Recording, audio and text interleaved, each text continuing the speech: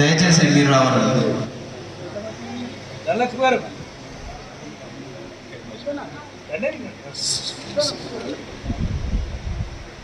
బాంసేఫ్ రాష్ట్ర ఉపాధ్యక్షులు ఉత్తమ్ కాంబ్లే గారిని కూడా వేదిక మీదకి రావాల్సిందిగా హృదయపూర్వకంగా మనం చేస్తాను.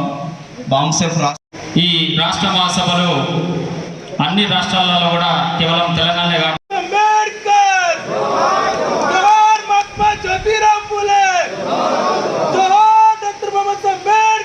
జోహార్ జోహార్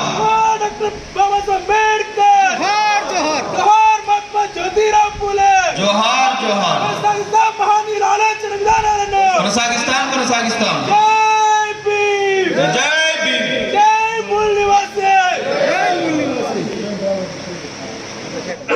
మా తుడుందెబ్బ రాష్ట్ర నాయకులు జాతీయ కన్వీనర్ రమణాల లక్ష్మణ్ని, అదేవిధంగా రాష్ట్ర నాయకులు వట్ట ఉపేందర్ అన్నని వేదిక మీదకి వచ్చి వారు పూలమాలలు వేయాల్సిందిగా మనవి చేస్తున్నాము హృదయపూర్వకంగా అండి. ఆవిర్భవించిన ఆదివాసీ హక్కుల పోరాట సమితి తుడుందెబ్బ భారత రాజ్యాంగంలోని 5వ షెడ్యూల్ని అమలు చేయాలని, అదేవిధంగా గిరిజన తెగల్లో సామాజిక న్యాయ వర్గీకరణ జరగాలని, ఆదివాసులకి స్వయం పాలన కావాలని, షెడ్యూల్ ప్రాంతంలో వలసల్ని అరికట్టాలని చెప్పేసి మా ఉద్యమం ప్రారంభమైంది. ఉద్యమం ప్రారంభమైన తర్వాత 2000 సంవత్సరంలో ఉద్యమం పైన మాకు నిర్బంధం కూడా పెరిగింది. 1996లో ప్రారంభమైన ఉద్యమం 1999లో మధ్యంతర ఎన్నికలు వచ్చినప్పుడు తుడుందెబ్బ భద్రాచలం పార్లమెంటు భారతదేశంలోనే అతిపెద్ద నియోజకవర్గమైన భద్రాచలం పార్లమెంట్ నియోజకవర్గం, 4 జిల్లాలు, విశాఖపట్నంలో 2 నియోజకవర్గాలు, ఖమ్మం జిల్లాలో 2 నియోజకవర్గాలు, ఈస్ట్ గోదావరిలో పోలవరం నియోజకవర్గం, వెస్ట్ గోదావరిలో పోలవరం, ఈస్ట్ గోదావరిలో ఎల్లవరం నియోజకవర్గం, అటు పాడేరు, చింతపల్లి, ఇటు భద్రాచలం, బూర్గంపాడు నియోజకవర్గంతో కూడిన నియోజకవర్గంలో తుడుందెబ్బ పార్లమెంట్లోనే పోటీ చేయడం జరిగింది. పోటీ చేసిన తర్వాత అప్పుడున్న ఉమ్మడి ఆంధ్రప్రదేశ్లో తుడుందెబ్బ పైన నిర్బంధం పెరిగినప్పుడు ఉద్యమం 1 సంవత్సరం కాలం పాటు నిర్వీర్యం జరిగింది. తర్వాత మళ్ళీ పునర్నిర్మాణం చేయడానికి 2001-2002 నుంచి మళ్ళీ ఉద్యమం ప్రారంభం జరిగింది. ఆ తర్వాత తెలంగాణ ఉద్యమంలో కూడా భాగస్వాములు కావడం జరిగింది. కానీ తెలంగాణ ఉద్యమంలో మేము ముందు చెప్పాం, తెలంగాణ రాష్ట్రం ఏర్పడితే ఆదివాసులకు స్వయం పాలన కావాలని చెప్పేసి మా పోరాటం ఒక పక్క జరుగుతూనే మేము మొదటిగా కూడా టీఆర్ఎస్ పార్టీ అధ్యక్షులుగా ఉన్న కేసీఆర్ని భద్రాచలంలో మొదటిసారి బహిరంగ సభ పిలిచింది కూడా తుడుందెబ్బే. అప్పుడు పోలవరం ప్రాజెక్టుకి వ్యతిరేకంగా ఉద్యమం జరుగుతున్నది. మొదటి బహిరంగ సభకు అప్పుడు వచ్చి పోలవరం ప్రాజెక్టుని రద్దు చేయాలి, ఆదివాసుల పక్షాన్ని నిలబడతా అని చెప్పేసి కేసీఆర్ మొదటిసారిగా మాట్లాడడం జరిగింది. ఆ తర్వాత జేఏసీతో ఉద్యమంలో కోదండరాంతో పాల్గొనడం జరిగింది. కానీ తెలంగాణ రాష్ట్రం వచ్చిన తర్వాత మొదటిలోనే తెలంగాణ వచ్చే ముందే తెలంగాణ రావడానికి ఆదివాసుల జల సమాధి కోసమే తెలంగాణ రాష్ట్ర ప్రభుత్వం మొత్తం కూడా తాకట్టు పెట్టేసి, సీమాంధ్రకు తాకట్టు పెట్టేసి దాదాపు 7-9 మండలాల మొత్తం కూడా సీమాంధ్రకు తాకట్టు పెట్టేసేసి 3 లక్షల ఆదివాసుల్ని జల సమాధి చేయడానికి పూనుకోవడం జరిగింది. అక్కడి నుంచే ప్రారంభమైంది తెలంగాణ ఆవిర్భావంలోనే. ఆదివాసుల్ని జల సమాధి చేయడం కోసమే తెలంగాణ రాష్ట్ర ప్రభుత్వం తెచ్చుకోవడం జరిగింది. ఈ ప్రభుత్వం మీద మాకు విశ్వాసం లేదు, ఈ ప్రభుత్వం మొత్తం ఆదివాసుల్ని ఇక్కడి నుంచి పారదోలే పరిస్థితి ఉంది అనే పోరాటం మొదలైంది. తెలంగాణ వచ్చిన తర్వాత హరితారం పేరుతోటి మొత్తం కూడా ఏజెన్సీ ప్రాంతంలో మొక్కలు నాటే కార్యక్రమం మొత్తం కూడా ఆదివాసులు సాగు చేసుకుంటున్న పోడు భూములు మొత్తం కూడా లాక్కొని హరితారం పేరుతో మొక్కలు నాటే కార్యక్రమం ప్రారంభించడం జరిగింది. ఆ తర్వాత ఆదివాసులు గుడిసెల పైన, ఆదివాసుల భూముల పైన చెట్లు పెట్టే కార్యక్రమం, పంటలు వేసుకుంటే పంటలు నాశనం చేసే కార్యక్రమం, అదేవిధంగా ఫారెస్ట్ అధికారులతోటి పోలీస్ అధికారులతోటి జైలు పెట్టే కార్యక్రమం కూడా ఇప్పటికీ నేటికి ఆదిలాబాద్ నుంచి భద్రాద్రి కొత్తగూడెం జిల్లా వరకు కొనసాగుతూనే ఉన్నది. రోజు సంఘటన ఆదివాసుల మీద జరుగుతూనే ఉన్నది. అంటే తెలంగాణ ఆవిర్భావం రోజు కూడా ఈ సంఘటన జరిగింది. మనకు ఆదిలాబాద్లో ప్రత్యేకంగా మంచిర్యాల జిల్లాలో జరిగిన సంఘటన. అంటే తెలంగాణ రాష్ట్రంలో ఇంతకుముందు మనకు ఫస్ట్ సెక్షన్లో దాసరామన్న చెప్పినట్టుగా తెలంగాణ రాష్ట్రంలో ఆదివాసీ ప్రాంతంలో షెడ్యూల్ ప్రాంతంలో మొత్తం కూడా ఆదివాసులు నివసిస్తున్న ప్రాంతంలో ఖనిజాలు ఉన్నాయి, అటవీ సంపద ఉన్నాయి, నీళ్లు ఉన్నాయి. అక్కడ మొత్తం దోపిడీ చేయడానికి కుట్రలో భాగంగానే కేంద్ర రాష్ట్ర ప్రభుత్వాలు కలిసి కుట్ర చేస్తున్నాయి. ఆదివాసుల్ని మొత్తం కూడా హక్కు లేకుండా చట్టాలను మొత్తం కూడా తొలగించాలని చెప్పేసి గుడాలను ఖాళీ చేసే కుట్రలో భాగంగా జరుగుతుందనేది మనకి ఇంతకుముందు సంఘటన దాసరామన్న చెప్పడం జరిగింది. వాస్తవాలు కూడా అదే జరుగుతున్నది. అంటే ఆదివాసీల్ని కనీసం మనుషులు కూడా చూడడం లేదు. అంటే జంతువుల మీద జంతువులు చనిపోతే జంతువులు ఒకవేళ పట్టుకుంటే మొత్తం వాళ్ళ మీద ఆదివాసుల పైన కేసులు పెట్టి జైల్లో పెట్టేస్తున్నారు. కానీ ఆదివాసీలు మాత్రం మనుషులుగా చూడట్లేదు. కనీసం భూమి దున్నుకోవడానికి హక్కు లేదు, అదేవిధంగా భూమిలో ఉండడానికి హక్కు లేదు, తన ఇంట్లో ఉండడానికి హక్కు లేకుండా మొత్తం కూడా గుడాలను ఖాళీ చేసే పరిస్థితి ఉన్నది. ఆ తర్వాత మాకు దాసరామన్న గారితో ఇంతకుముందు చెప్పినట్టుగా దాసరామన్న చెప్పినట్టుగా ఒక పక్క తెలంగాణ రాష్ట్రంలో ఆదివాసుల మధ్య లంబాడీల మధ్య రిజర్వేషన్ వైరుధ్యం జరిగింది. ఒక పక్క వాస్తవంగా చెప్పాలంటే లంబాడీల పక్షాన టీఆర్ఎస్ పార్టీ ఉంది, ఆదివాసుల పక్షాన బీజేపీ పార్టీ జరిగి రెండు పార్టీలు గేమ్ ఆడేసేసి లంబాడీల మధ్య ఆదివాసుల మధ్య వైరుధ్యం జరిగింది. వాస్తవం రిజర్వేషన్లో లోపాలు ఉన్నాయి. వాస్తవంగా రిజర్వేషన్ లంబాడీలు ఏజెన్సీ ప్రాంతంలో తక్కువ ఉన్నారు, మైదాన ప్రాంతంలో ఎక్కువ ఉన్నారు. వాస్తవంగా వచ్చే రిజర్వేషన్ ఎక్కువ అనుభవిస్తున్నది కూడా విద్యాపరంగా ఉద్యోగపరంగా సామాజికంగా వాళ్ళు ఎదిగిలు కాబట్టి వాళ్ళు రిజర్వేషన్ అనుభవిస్తున్నారు. ఆర్థికంగా సామాజికంగా నాగరిక సమాజానికి దూరంగా ఆదివాసులు ఉన్నారు కాబట్టి విద్యకి ఉద్యోగాలకు ఉపాధి అవకాశాలకి దూరమయ్యారు కాబట్టి ఈ తెగల మధ్య వైరుధ్యాన్ని పరిష్కరించడం కోసం తెలంగాణ ప్రభుత్వం ఒక కమిషన్ వేయమని చెప్పేసి డిమాండ్ చేయడం జరిగింది. అంటే తెలంగాణ రాష్ట్రం రావడానికి ఉద్యమం జరిగితే ఒక శ్రీకృష్ణ కమిషన్ వచ్చింది. మరి ట్రైబల్ మధ్య ఉద్యమం జరుగుతున్నది, ట్రైబల్ మధ్య రిజర్వేషన్ మధ్య వైరుధ్యం జరుగుతున్నది, తెగల మధ్య వైరుధ్యాలు జరుగుతున్నది. తెలంగాణ ప్రభుత్వాన్ని కూడా ఒక కమిషన్ వేయడం జరిగింది. ఎవరు తెలంగాణలో ఉన్న ఆదివాసీలు గిరిజనుల మధ్య జరుగుతున్న పోరాటంలో ఎవరి ఓటా ఎంత, ఈ సమస్య పరిష్కారం జరగాలంటే ఏం జరగాలని చెప్పేసి తెలంగాణ ప్రభుత్వాన్ని కూడా కమిషన్ వేయమని చెప్పేసి డిమాండ్ చేయడం జరిగింది. కానీ తెలంగాణ రాష్ట్ర ప్రభుత్వం తెగల మధ్య వైరుధ్యాన్ని చూస్తుంది వాళ్ళ ఎన్నికల కోసం ఓట్ల కోసం మొత్తం కూడా తెగల మధ్య వైరుధ్యం సృష్టించడం జరుగుతుంది తప్ప ఈ సమస్య పరిష్కరించడానికి వాళ్ళ మార్గాన్ని ఎంచుకోలేదనే విషయం మనకి అర్థమైంది. కాబట్టి తెలంగాణలో జరుగుతున్న పరిణామాలకి ఇటు కేంద్ర ప్రభుత్వాలు రాష్ట్ర ప్రభుత్వాలు కూడా బాధ్యత వహించవలసి ఉంది అని చెప్పేసి డిమాండ్ చేయడం జరుగుతుంది. అదేవిధంగా 5వ షెడ్యూల్ ప్రాంతం ఇది. 5వ షెడ్యూల్ ప్రాంతంలో స్వయం ప్రతిపత్తి ఉంది. పీసా చట్టం ప్రకారం స్వయం ప్రతిపత్తిని కావాలని చెప్పేసి ఒక పక్క డిమాండ్ చేస్తుంటే 100% రిజర్వేషన్ జీవో నెంబర్ 3ని మొత్తం కూడా జీవో నెంబర్ 3 ఏజెన్సీలో జీవో నెంబర్ 3 100% ప్రకారం అక్కడ ఉద్యోగ అవకాశాలు ఉపాధ్యాయ ఉద్యోగ అవకాశాలు ఇవ్వాలని చెప్పేసి జీవో నెంబర్ 3 చెప్తుంటే జీవో నెంబర్ 3ని దాదాపు సుప్రీంకోర్టులో మొత్తం కూడా రద్దు చేసే కార్యక్రమం బీజేపీ పార్టీ అక్కడ రద్దు చేసే కార్యక్రమం చేసేసి 100% రిజర్వేషన్ ఎలా ఇస్తారో రాజ్యాంగం లెక్కలేదని చెప్పేసి అక్కడ జీవో నెంబర్ 3 కొట్టేయడం జరిగింది. ఒక పక్క 100% రిజర్వేషన్ లేదు, ఒక పక్క భూమి దున్నుకోవడానికి అవకాశాలు లేవు, ఇల్లు వేసుకోవడానికి అవకాశాలు లేవు, అక్కడ మా పైన వనరులపైన అవకాశాలు లేకుండా ఇవన్నీ కూడా తెలంగాణ రాష్ట్ర ప్రభుత్వం ఇటు బీజేపీ ప్రభుత్వం రెండు గేమ్ ఆడుతున్నాయి. అదేవిధంగా మనం ఏమంటున్నామంటే భారత రాజ్యాంగంలో 5వ షెడ్యూల్ ఉంది, ఈశాన్య రాష్ట్రాలకి 6వ షెడ్యూల్ ఉంది. 5వ షెడ్యూల్ ప్రకారం మాకు స్వయం ప్రతిపత్తి అవకాశం ఉంది, రిజర్వేషన్ అవకాశాలు ఉన్నాయి, అదేవిధంగా ఉన్నప్షన్ చట్టం ఉంది, పీసా చట్టం ఉంది. ఈ చట్టాలను మీరు గౌరవించండి, చట్టాలను అమలు చేయండి, జీవోలను అమలు చేయండి అని చెప్పేసి రాజ్యాంగబద్ధంగానే డిమాండ్ చేయడం జరుగుతున్నది. రాజ్యాంగబద్ధంగా డిమాండ్ చేస్తే ఈ ఆదివాసీ ఉద్యమాలపైన ఎవరున్నారు, ఆ తర్వాత వీళ్ళ వెనుక నక్సలైట్లు ఉన్నారని చెప్పేసి ఆదివాసీ ఉద్యమ నాయకులపైన ముద్ర వేసేసి కేసులు పెట్టి జైలు పెట్టే కార్యక్రమం కొనసాగుతున్నది. అంటే రాజ్యాంగాన్ని అమలు చేయమని చెప్పేసి మేము అడిగినందుకే మా పైన ఉక్కుపాదం మోపుతున్నారు, మా పైన రకరకాల చిత్రహింసలకు గురి చేస్తున్నారు. ఎక్కడ కూడా మేము పోయినా కానీ ఎక్కడ భూ పోరాటాలు జరిగితే అక్కడ ఆదివాసులపైన ఫారెస్ట్ అధికారులు దాడులు చేస్తే భూములు గుంజుకుంటే గ్రామాల చుట్టూ కంతకాలు దోవేసేసి చెట్టు పెట్టే కార్యక్రమంలో మా సంఘం నుంచి అక్కడ మేము హాజరైతే మీ వెనక ఎవరున్నారు వాళ్ళని మీరు తీసుకొస్తే మీ భూములు పోతాయి, వాళ్ళ వెనక నక్సలైట్లు అని చెప్పేసి ప్రభుత్వం నుంచి పోలీస్ యంత్రాంగం ఫారెస్ట్ యంత్రాంగమే అక్కడ ఆదివాసీ గూడాలలో చెప్పి రెచ్చగొట్టేసేసి అబ్బో మీరు వస్తే మా భూములు పోతాయని చెప్పే స్థాయికి ఈ ప్రభుత్వాలు అక్కడ ప్రజల్ని ఉసిగొలిపే పరిస్థితి ఏర్పడుతున్నది. అంటే ఆదివాసీ ఉద్యమ నాయకుల మధ్య ప్రజల మధ్య సమన్వయం లేకుండా మొత్తం కూడా భూములు కాజేసే కార్యక్రమాన్ని చిన్నగా నడిపిస్తున్న పరిస్థితి కనబడుతున్నది.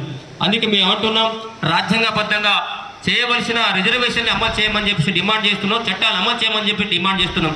తెలంగాణ రాష్ట్రం కోసం పోరాటం చేసినప్పుడు శ్రీకృష్ణ కమిటీ వచ్చింది. శ్రీకృష్ణ కమిటీ వచ్చిన నివేదిక ప్రకారమే కదా తెలంగాణ రాష్ట్రం ఏర్పడ్డది. అరే స్వయం పాలన కోసం పోరాటం చేస్తే బూరే కమిటీ వచ్చేసింది. బూరే కమిటీ ఇచ్చిన నివేదిక ప్రకారమే కదా పీసా చట్టం వచ్చింది. చట్టాన్ని అమలు చేయమని చెప్తున్నాం కదా. అదేవిధంగా భూ అన్యాక్రాంతం జరుగుతుంది, భూ పరాయకరణ జరుగుతుంది అని చెప్పేసి డిమాండ్ చేసినప్పుడే కదా కోనేరు రంగారావు కమిషన్ వచ్చింది. అరే ఈ కమిషన్ వచ్చి తీర్పు ప్రకారం అమలు చేయవలసిన బాధ్యత ఉంది కదా, ఎందుకు అమలు చేయడం లేదు తెలంగాణ రాష్ట్ర ప్రభుత్వం అని కేంద్ర ప్రభుత్వాలు అని చెప్పేసి డిమాండ్ చేస్తున్నాం. అదేవిధంగా రిజర్వేషన్ ఇక్కడ 10% తెలంగాణ రాష్ట్రంలో 10% ట్రైబల్స్ ఉంటే 6% మాత్రమే ఇంప్లిమెంట్ చేయడం జరుగుతున్నది. ఏజెన్సీలో 100% రిజర్వేషన్ రద్దు చేశారు. అదేవిధంగా మొత్తం ఉమ్మడి రాష్ట్రంలో మొత్తం కూడా మైదాన ప్రాంతానికి ఏజెన్సీ ప్రాంతానికి కలిపి 6% మాత్రమే అమలు చేయడం జరుగుతున్నది. ఉన్నది 10% కాబట్టి 10% రిజర్వేషన్ అమలు చేయాలని చెప్పేసి మేము డిమాండ్ చేస్తున్నాం. దాన్ని మాత్రం ఏమాత్రం పట్టించుకోవడం లేదు. కేంద్ర ప్రభుత్వంలో 11% రిజర్వేషన్ అమలు చేయాలి, 11% జనాభా ఉంది కాబట్టి 11% రిజర్వేషన్ అమలు చేయాలని చెప్పేసి కేంద్రంలో డిమాండ్ చేస్తే కేంద్ర ప్రభుత్వం 7% మాత్రమే అమలు చేస్తున్నది. ఈ రిజర్వేషన్లు మొత్తం కూడా ఆదివాసీలు ఉన్న జనాభాని కూడా నిష్పత్తి ప్రకారం తీయకుండా, రిజర్వేషన్ అమలు చేయకుండా విద్యా అవకాశాలకు, ఉపాధి అవకాశాలకు, రాజకీయ అవకాశాలు లేకుండా మొత్తం కూడా తొక్కిపెట్టే కార్యక్రమం జరుగుతున్నది. అందుకే మేము ఏమంటున్నాం, ఎస్సీ ఎస్టీ బీసీ మైనారిటీ సంఘాలతోటి మీ అందరూ కూడా ఆదివాసులు ఎందుకు కలిసి రావాల్సి వస్తుందంటే మా జనాభా తక్కువ ఉంది, మేము అడవి ప్రాంతంలో ఉంటున్నాం, నాగరిక సమాజానికి దూరంగా ఉంటున్నాం, అడవులలో ఉంటున్నాం కాబట్టి వీళ్ళెనక నక్సలెట్ ఉన్నారని చెప్పేసి ముద్ర వేసి మా మీద దాడులు చేస్తున్నప్పుడు మా పక్షాన మాట్లాడడానికి మేధావర్గం కానీ, ప్రజా సంఘాలు కానీ, కుల సంఘాలు కానీ ఎవరు కూడా మా పక్షాన నిలబడే పరిస్థితి లేదు. కాబట్టి మేము ఈరోజు అటు దాసరామన్న మాకు పరిచయమయ్యాడు, ఆ తర్వాత వెలుగు ప్రభాకర్ అన్న కూడా గత ఉద్యమాల నుంచి దాసరామన్న కానీ వెలుగు ప్రభాకర్ అన్న కానీ వీళ్ళందరూ పరిచయం కాబట్టి మనం కాపాడుకోవాలి, రాజ్యాంగాన్ని అమలు చేసుకోవాలి, చట్టాన్ని అమలు చేసుకోవాలంటే మనందరం కూడా ఒక వేదిక మీదకి వచ్చి కలిసి పనిచేయవలసిన బాధ్యత ఉందని చెప్పేసి మీ అందరూ కలిసి మాట్లాడుకున్న తర్వాత ఫిబ్రవరిలో జరుగుతున్న మేడారం సమ్మక్క సారలమ్మ జాతరలో ఆదివాసీ తెగల సమ్మేళనం పెట్టినప్పుడు మొదటిసారిగా మనకి హెచ్కే రేక్పాల్ని ఆదివాసీ శక్తి పరిషత్ జాతీయ అధ్యక్షులు సార్ని తీసుకురావడానికి దత్తురామన్న అదేవిధంగా వెలుగు ప్రభాకర్ అన్న మాకు సహకరించిన తర్వాత మీ అందరం రేక్పాల్ సార్ని తీసుకొచ్చి అక్కడ మేడారం జాతరలో ఆదివాసీ తెగల సమ్మేళనాన్ని విజయవంతం చేసుకోవడం జరిగింది. ఆ తర్వాత మొన్న జూలై 2వ తారీఖు 3వ తారీఖు జూలై 2వ తారీఖు 3వ తారీఖు ఆదివాసీ హక్కుల పోరాట సమితి తొలిందేప ఆధ్వర్యంలో మొత్తం శిక్షణ తరగతులు కూడా మేడారంలో ఏర్పాటు చేసుకోవడం జరిగింది. దానికి ఈ రోజు మనకు వచ్చిన ముఖ్య అతిథి ప్రేమ్ కుమార్ గడిం గారు కూడా 2 రోజులు శిక్షణ తరగతులు మేడారంలో కూడా ఇవ్వడం జరిగింది. వాస్తవంగా మనకి ఏంటంటే భారతదేశంలో ఇక్కడికి వచ్చిన బాంబ్ షేప్లకు వచ్చిన తర్వాత బాంబ్ షేప్లో మాకు అర్థమైంది ఏంటిది, వాస్తవంగా ఎస్సీ ఎస్టీ బీసీ మైనార్టీలు దాదాపు 82% ఇక్కడ భారతదేశంలో మొత్తం కూడా ఎస్సీ ఎస్టీ బీసీలు ఉన్నారు. కానీ వీళ్ళు కార్యకర్తలు ఉన్నారు, జెండాలు పట్టుకొని తిరుగుతున్నారు, రాజ్యాధికారం మొత్తం బ్రాహ్మణులు వెళ్తున్నారు అనే విషయము మనకి బాంబ్ షేప్లోకి వచ్చిన తర్వాత అర్థమైంది. కానీ అంతకుముందు మేము ఎస్సీలు అంటే గిరిజనేతరులే, బీసీలు అంటే గిరిజనేతరులే, మైనార్టీలు అంటే గిరిజనేతరులే, అలా బ్రాహ్మణ్స్ అంటే కూడా గిరిజనేతరులే, మీ ఆదివాసులం సపరేటు, మాకు వాళ్ళతో ఏం సంబంధం, వాళ్ళందరికీ భూ బదలాయింపు నిషేధ చట్టం వాళ్ళకు కూడా వర్తించదు కాబట్టి మేమే ఇక్కడ రాజులం, మా ప్రాంతంలో మేమే చెప్పేసి అనుకున్నాం. కానీ ఈ సమస్య భారతదేశ వ్యాప్తంగా ఈ సమస్య చాలా పెద్దగా ఉంది, తెలుసుకోవాల్సింది చాలా ఉంది అని చెప్పేసి బాంబ్ షేపులు వచ్చిన తర్వాత మాకు అర్థమైంది. ఆ తర్వాతనే నాగపూర్ మీటింగ్ కూడా మేము పోవడం జరిగింది. అదేవిధంగా మొన్న జరిగిన హిమాచల్ ప్రదేశ్లో కూడా 5 రోజుల శిక్షణ తరగతులు కూడా మేము పాల్గొనడం జరిగింది. కాబట్టి ఈరోజు ఈ కార్యక్రమం మహాసభలు, తెలంగాణ రాష్ట్ర మహాసభలు, బాంబ్ షేప్ మహాసభలు పాల్గొన్న వారందరికీ కూడా ధన్యవాదాలు తెలియజేసుకుంటూ ఈ అవకాశం ఇచ్చి మీ అందరికీ పేరు పేరున ధన్యవాదాలు తెలియజేసుకుంటూ ముగిస్తున్నాను. प्रयास किया जा रहा है, बार बार प्रयास किया जा रहा है, चाहे वो हिजाब का मामला हो, चाहे वो शिवलिंग का मामला हो, चाहे वो वारंगल में दे रहे हैं। इसका अर्थ यह है कि अभी तक 8 राज्य अधिवेशन तेलंगाना के हो चुके हैं और ये आज का दिन ऐतिहासिक दिन है कि हम लोग राज्य अधिवेशन में कुछ महत्वपूर्ण विषय के ऊपर हम लोग चर्चा कर रहे हैं। साथियों, 2 सत्र में ये कार्यक्रम रखा गया। पहले सत्र में 4 विषय है, और दूसरे सत्र में 4 विषय, ऐसे 8 विषय आज चर्चा में रखे गए। और अभी 5:12 हो चुके हैं। अलग अलग जिलाओं से भी लोग यहाँ पर उपस्थित हुए हैं और आप लोगों को भी अपने अपने घर वापस भी जाना है। इन सारी बातों को ध्यान में रखते हुए कुछ बातें आप लोगों के सामने मैं रखूँगा। पहले सत्र के जो विषय है, पहला विषय है मुझे पढ़े लिखे लोगों ने धोखा दिया। डॉक्टर बाबा साहब अम्बेडकर ने ये बात 18 मार्च 1956 में आगरा में ये बात बाबा साहब अम्बेडकर ने कही थी। दूसरा विषय है जाति जागृति अंतिमता ब्राह्मणवादी व्यवस्था का भक्ष्य बनेगी। तीसरा विषय है ओबीसी की जाति आधारित जनगणना से ध्यान हटाने को केंद्र की आरएसएस नियंत्रित सरकार का हिंदू मुस्लिम ध्रुवीकरण करके देश की एकता एवं अखंडता को खतरे में डालकर पुनर्भारत का विभाजन का भयंकर षड्यंत्र गंभीर चर्चा। पहले सत्र में चौथा विषय है कृषि में एमएसपी गारंटी का कानून ना बनाना, श्रमिक मजदूर विरोधी कानून बनाना, पुरानी पेंशन लागू ना करना, नई शिक्षा नीति इसका मूल कारण केंद्र की ईवीएम में गड़बड़ी करके चुनकर आई हुई सरकार है, ये गंभीर चिंता। और साथियों दूसरे सत्र में 4 विषय रखे गए थे, जिसमें पहला विषय है कि शेड्यूल ट्राइब को संख्या के अनुपात में 10% रिजर्वेशन लागू न करना एवं सरकार के द्वारा ईडब्ल्यूएस में 10% स्वर्ण को रिजर्वेशन लागू करना, यह आदिवासियों के साथ में धोखेबाजी है, षड्यंत्र है। दूसरा विषय है संविधान की 5वीं अनुसूची जीओ नंबर 3 एसटी को 100% रिजर्वेशन कहती है। तीसरा विषय है जमीन को लेकर, लैंड को लेकर। और चौथा विषय है एससी एसटी ओबीसी और माइनॉरिटी में भाईचारा बनाने को लेकर। साथियों ऐसे 8 विषय के ऊपर हम लोग अभी चर्चा करेंगे। बहुत सारे कार्यकर्ताओं ने बहुत सारी बात आप लोगों को बताई। मैं कुछ मुद्दों पर आप लोगों से चर्चा करना चाहता हूं, क्योंकि आज देश के हालात और परिस्थिति इतनी गंभीर है और देश बहुत ही विकट परिस्थिति से गुजर रहा है। और ऐसे परिस्थिति में जो मनवादी ब्राह्मणवादी जो ताकते हैं, वो देश की एकता और अखंडता को तोड़ने की बार बार कोशिश कर रही है। तो आप लोग अनुमान लगा सकते हैं कि देश कितना खतरे में जा चुका है। वर्तमान में जो घटनाएं पूरे देश भर में चल रही है कि आरएसएस के माध्यम से एक प्रयास इस देश में किया जा रहा है कि ये देश में अगर सबसे बड़ी कोई समस्या होगी या भारत की अगर कोई बड़ी समस्या होगी, ऐसे आरएसएस के लोग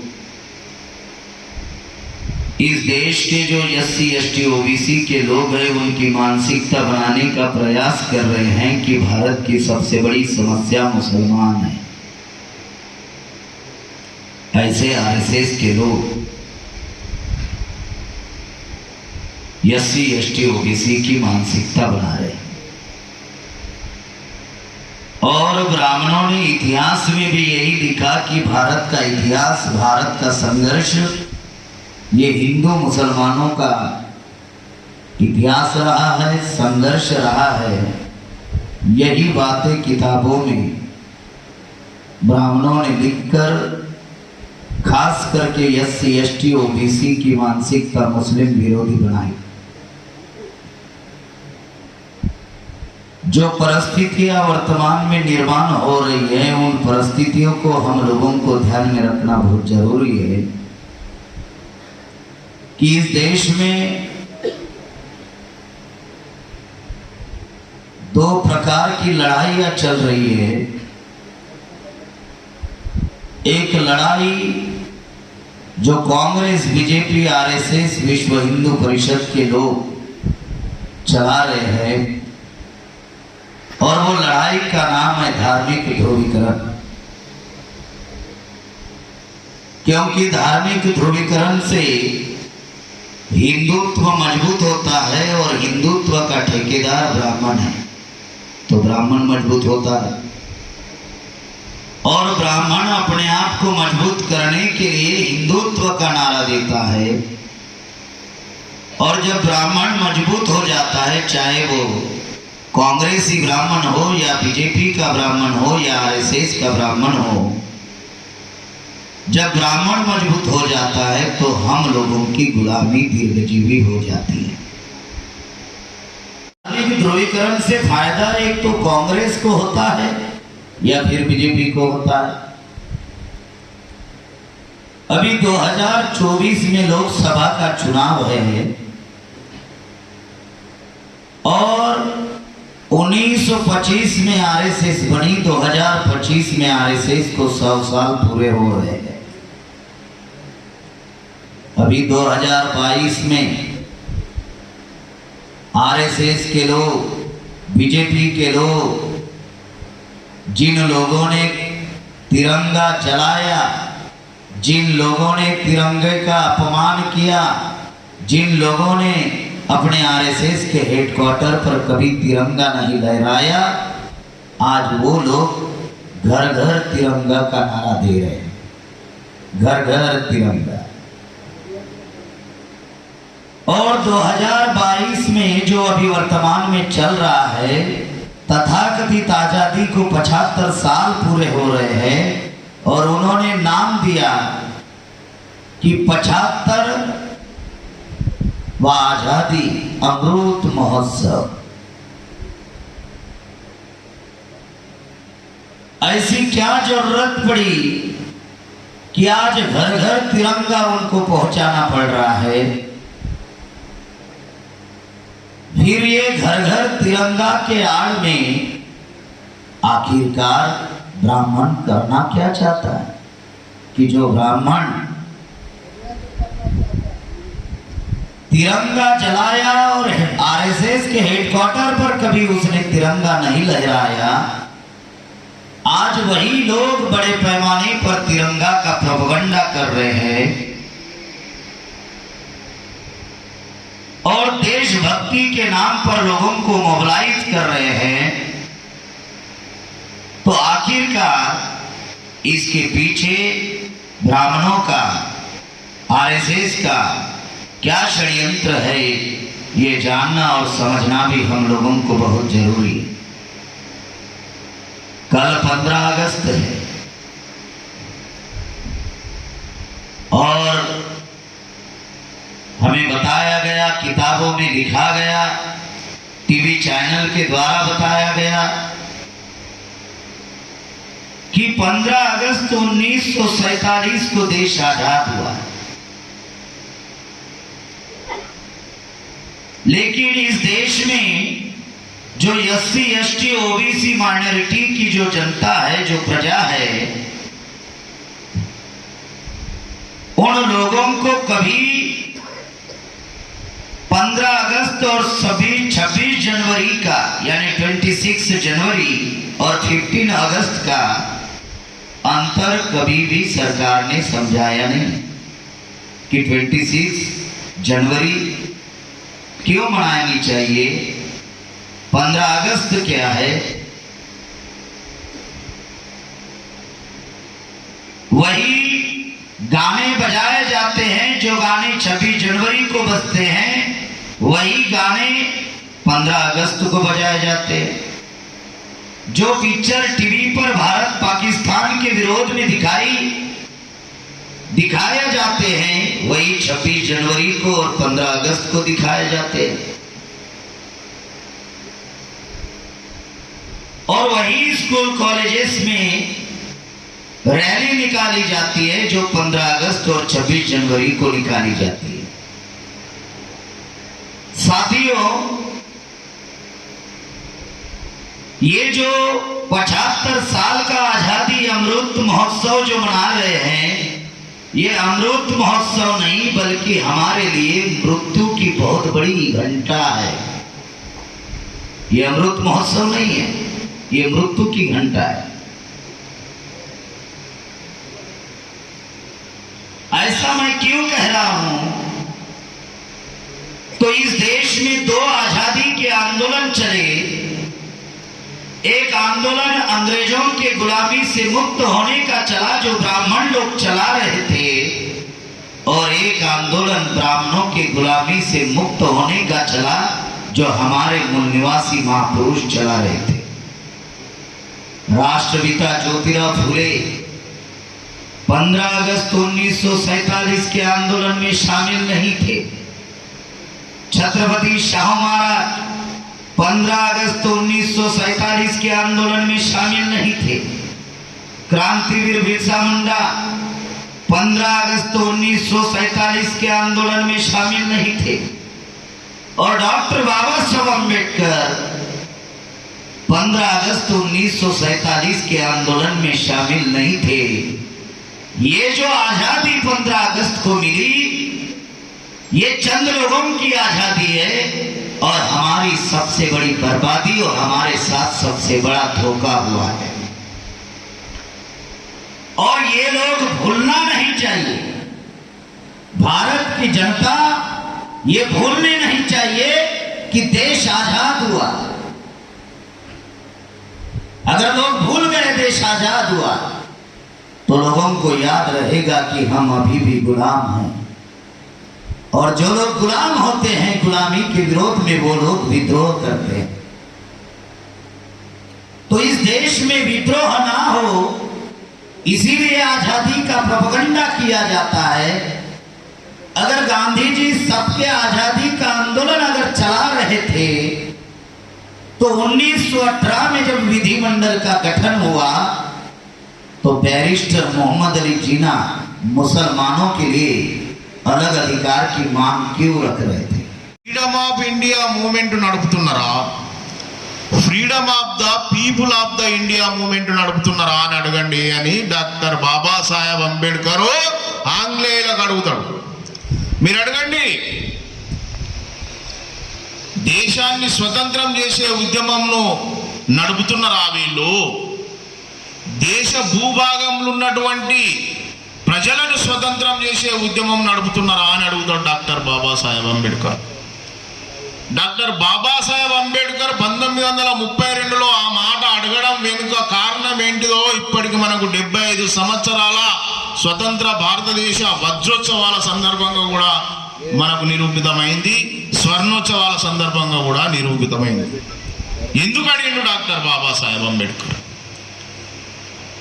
మిత్రులారా, ఒక దేశము స్వతంత్రమవుడు ఒక ఎత్తు, ఆ దేశంలో ఉన్నటువంటి ప్రజలు స్వతంత్రమవుడు ఒక ఎత్తు. ఒక దేశ భూభాగం స్వతంత్రమైనంత మాత్రాన దేశంలో ఉన్నటువంటి ప్రజలు కూడా స్వతంత్రం కావాలనే లాజిక్ లేదు, దానికి ప్రామాణికత కాదు. ఈ దేశంలో ఉన్నటువంటి ఫ్రీడమ్ ఆఫ్ ఇండియా మూవ్మెంట్కు నాయకత్వం వహించినటువంటి బ్రాహ్మణ సామాజిక వర్గాలు, ఈ దేశంలో ఉన్నటువంటి మెజారిటీ ప్రజలైనటువంటి శూద్రులు, బీసీలు, ఎస్సీలు, ఎస్టీలు, మత మైనారిటీలు, ఎగువ శూద్ర కులాలు అనేటువంటి ఈ దేశ మూలవాసి ప్రజల యొక్క స్వతంత్ర ఉద్యమాన్ని నడిపింది ఈ దేశంలో మహాత్మా జ్యోతిరావు ఫులే, అమ్మ సావిత్రిబాయి ఫులే, ఈ దేశంలో సాహు మహారాజ్, డాక్టర్ బాబాసాహెబ్ అంబేద్కర్, అమ్మ రమాబాయి అంబేద్కర్, వీళ్ళు ఈ దేశంలో మరి స్వతంత్ర ఉద్యమం నడిపినటువంటి సందర్భం. మిత్రులారా, ఈ దేశంలో ఏదైతే freedom of the people of the India, freedom of India, freedom of the people of the India. రెండు డిఫరెంట్ అని చెప్తున్నాడు డాక్టర్ బాబాసాహెబ్ అంబేద్కర్. అంటే ఆయన దృష్టికోణం నుంచి చూస్తే ఈరోజు ఇందులో మనం ఒక సబ్జెక్టు చేసుకున్నాం. మొదటి సెషన్లో ఒక సబ్జెక్టు పెట్టినాం. ఈ సబ్జెక్ట్ ఏంటిది అంటే, ఈ దేశంలో ఓబీసీ కులాధారిత జనగణన అంశం నుండి ప్రజలను దృష్టిని దారి మళ్లించడానికి కేంద్రంలో ఆర్ఎస్ఎస్ చేత నియంత్రించబడుతున్న ప్రభుత్వం హిందూ ముస్లింల ధార్మిక ధృవీకరణ చేసి దేశ ఐక్యతను సమగ్రతను మళ్ళీ అపాయంలో పడేసే కుట్ర చేస్తున్నారు. మన సమాజం అభివృద్ధికి పరిస్థితి వస్తుంది. ఈరోజు మనం దొరికిన దాంట్లో చాలా మంది తృప్తి పడుతున్నారు. మనకేదో చిన్న ఉద్యోగం వచ్చింది, మనం ఒక బిజినెస్ వ్యాపారం చేసుకుంటున్నాము, ఇది చాలు అనుకుంటున్నాం. కానీ సమాజంలో మన పాత ఎంత ఉంది, మన ప్రాతినిధ్యం ఎంత ఉంది, దాన్ని తెలుసుకోలేకపోతున్నాం. కాబట్టి మేము ఉద్యోగులుగా ఈరోజు మా సమాజాన్ని మేము మేల్కొల్పుతున్నాము. అదే రకంగా బాంసేఫ్లో కూడా మేము ఒక భాగస్వామ్యం అనుకుంటూ భవిష్యత్తులో ఏంటంటే ఒక కార్యాచరణ, అంటే ముఖ్యంగా మన తెలుగు రాష్ట్రాలలో ఒక బహుజన కార్యాచరణ అనేది బలంగా లేకుండా జరుగుతుంది. దానివల్ల రెండు రాష్ట్రాల్లో తీసుకుంటే కూడా ఒక కులమే లేదా ఇంకో కులమే వాళ్ళే ప్రాతినిధ్యం చూస్తున్నాం. మనం ఈరోజు చూస్తున్నాం రాజకీయ పార్టీలు, ఒక పార్టీ ఒక కులం చేతిలో ఉంది, ఇంకో పార్టీ ఇంకో కులం చేతిలో ఉంది. అంటే ఏ రకంగా చూసుకున్నా మనల్లో బానిసలుగా ఉండే పరిస్థితి వస్తుంది. ఎవరైనా ప్రశ్నించిందా అంటే వాళ్ళు ఇమీడియట్లీ వాళ్ళ మీద రైట్స్ జరగడము, వాళ్ళ పోస్టులు కూడా జరుగుతుంది. మొన్న రీసెంట్గా చాలా విషయాలు చూస్తున్నాం. ఒక బహుజనవాదులు ఎదుగుతున్నారంటే వాళ్ళ మీద దాడులు జరుగుతూ ఉన్నాయి. దీనికి మనందరము ఏకముక్తంగా జరగాలి. ముఖ్యంగా ఈరోజు సమాజంలో ఒక ఉద్యోగ స్థానంలో, విద్యావంతుల స్థానంలో మనం ఉన్నాము. మనం ఈరోజు మన సమాజాన్ని మేల్కొనాలి. అంబేద్కర్ చెప్పినట్టు పే బ్యాక్ టు సొసైటీ. మనం ఈరోజు సమాజం నుంచి విద్యా ఉద్యోగం తీసుకొని ఉంటున్నాము. మన కుటుంబం ఈరోజు 3 పూటల కడుపున తినగలుగుతుంది. అలాగే మన జాతి కోసము, మన మూల నివసాల కోసము మనం కూడా మన ప్రస్థానాన్ని మనం మొదలుపెట్టాలి. ఈరోజు విద్యావంతులమైన మన కోసం, మన సమాజం కోసం కష్టపడాలి. అదే ద బెస్ట్ ప్లాట్ఫామ్ ఈజ్ బాంసేఫే. ఎందుకంటే ఈరోజు బాంసేఫ్ ఫుల్ టైమర్ని గమనిస్తే చాలా అనిపిస్తుంది. ఒక ఉద్యోగంలో ఉండి మేము ఒక అసోసియేషన్ నడపాలంటే మాకే చాలా ఇబ్బందులు అయ్యే పరిస్థితి ఉంది. ఎప్పుడైతే ఇక్కడ బాంసేఫ్లో చూసే ఒక ఫుల్ టైమర్స్ వాళ్ళ కుటుంబాలను వదిలిపెట్టి వాళ్ళు మన వ్యవస్థ కోసం ఒక అంబేద్కర్, ఒక కాన్సీరామ్ గారి ఆశయాలతో ఈరోజు కష్టపడే విధానం చూస్తుంటే మాకు చాలా ఆశ్చర్యంగా, చాలా ఇన్స్పిరేషన్గా అనిపిస్తుంది. కాబట్టి దయచేసి ప్రతి ఉద్యోగులు, ప్రతి విద్యావంతులు మనం కూడా మన సొసైటీ కోసం ముందుకెళ్ళాలి. అలాంటప్పుడే రేపు మన భవిష్యత్తు. ఈరోజు 75 సంవత్సరాలు వస్తుంది, రేపు 100 సంవత్సరాలు వచ్చినా కూడా మన బహుజనులానే ఉండిపోతున్నాము. మనము ముందు చేతులిపోతున్నాము. ఈరోజు గ్రూప్ ఏ అని, గ్రూప్ బీలో కానీ మన స్థాయి అనేది చాలా 1-2% కనబడుతుంది. కారణం ఏంటంటే మనం ఆ రకంగా ఎడ్యుకేట్ అవ్వలేకపోతున్నాం. ఉద్యోగాలు వచ్చిన గ్రూప్ సి, గ్రూప్ డి ఎంప్లాయీలు అక్కడికే ఆగిపోతున్నారు. కాబట్టి మనం సమాజంలో ఇంకా బాంసేఫ్ ఆధ్వర్యంలో భవిష్యత్తులో మన మూల నివాసులని ఒక ఉద్యోగ పరంగా ఈరోజు ఉద్యోగులను ఏకం చేస్తున్నారు. రేపు భవిష్యత్తులో ఉద్యోగాలు మన వాళ్ళకి వచ్చే ప్రాతినిధ్యం కూడా చేపట్టాలని, అదే రకంగా తెలంగాణలో మేము రైల్వే నుంచి ఆ ప్రాతినిధ్యం తీసుకున్నాం, గతంలో మొదలుపెట్టడం జరిగింది. ఫ్యూచర్లో ఎందుకంటే మన భోజన శాతం, అసలు ఉద్యోగులు ఉన్న ప్రాబ్లమ్స్ ఏమున్నాయి, ఉద్యోగులు రావాలంటే ఏం చేయాలి, ఫస్ట్ ఒక ఉద్యోగం వస్తేనే మన సమాజంలో ఒక ఐడెంటిటీ వస్తుంది, మన కుటుంబంలో ఒక ఐడెంటిటీ వస్తుంది. ఆ ఐడెంటిటీ తర్వాతనే మనం నెక్స్ట్ లెవెల్కి వెళ్ళే పరిస్థితి వస్తుంది. కాబట్టి ఈరోజు ఒక విద్యనే మనిషిని మారుస్తుంది. విద్య తర్వాత ఉద్యోగం తర్వాత మన స్థాయిని మార్చుకుంటూ మనం చెప్పే మాటలు నలుగురు, మన సమాజం, మన కుటుంబం కానీ ఇదే పరిస్థితి వస్తుంది. కాబట్టి ఈరోజు విద్యావంతులు ముఖ్యంగా ఏకమవ్వాలి. ఈ బాంసేఫ్ ప్లాట్ఫామ్ మీద ఈరోజు మన ప్రియతమ నాయకులు వామన్ మిశ్రా గారు వీడియోలు చూస్తుంటే చాలా ఇన్స్పిరేషన్గా అనిపిస్తుంది. అంటే ఒకప్పుడు అంబేద్కర్ గారి పుస్తకాలు చదువుతున్నాము, పూలే గారి పుస్తకాలు చదువుతున్నాము. ఆ పుస్తకాల్లో ఉన్న విషయాలు మొత్తం వాళ్ళు చూడడం జరుగుతుంది. కాబట్టి ప్రతి ఒక్కరూ వీళ్ళని చూసుకుంటూ, వాళ్ళ మాటలు చేసుకుంటూ మన కోసం, మన సమాజం కోసం మన కొంచెం సమయాన్ని, కొంచెం మేధస్సుని ఇచ్చుకుంటూ పోతే డెఫినెట్లీ భవిష్యత్తులో బహుజన సమాజం తప్పకుండా అభివృద్ధి చెందుతుంది. ఆ అభివృద్ధిలో మనం భాగస్వాములు అవ్వాలి. ఈరోజు మనం పడుతున్న కష్టాలు రేపు మన భవిష్యత్తు తరం ఉండకూడదంటే మనం ఈరోజు మన భాగస్వామ్యం మనము ఇవ్వాల్సిన బాధ్యత ఎంతైనా ఉంది. కాబట్టి నాకు ఈ అవకాశం ఇచ్చినందుకు ధన్యవాదాలు తెలియజేస్తున్నాను. జై జ్యోతిప, జై భీమ్.